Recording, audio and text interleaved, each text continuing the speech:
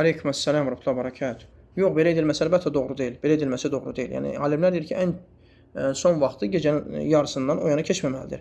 Yəni insan qəsdən bunu edirsə, əlbəttə ki, bu günah daşıyır buna görə. Olmaz. Əgər insan yatıb qalarsa, şəriətin üzür hesab etdiyi üzürlərdən hər hansısa birisi baş verərsə, unudarsa, yatıb qalarsa və yaxud da insanın əl-qolunu bağlayıblar, əl-qolu bağlansa da yenə üzürü deyil, o halda da o namazı əda edir. Yəni unudubsa, yatıb qalıbsa və yaxud da özündən keçinibsə, bu hallarda məsələn insan üzürüdür. Üzürüdür. Yəni nə vaxt ki yadına düşdü və yaxud da yuxudan ayıldı, o halda namazını qılır. Amma heç bir bu hallar baş vermədiyi halda insan sadəcə mən işə namazını vaxtında qılanda sanki başdan etmiş kimi hiss edirəm və sübhdən 1 saat qabaq öncə qılıram. Bu doğru deyil. Bu doğru belə əmələ görə insan günah daşıyır.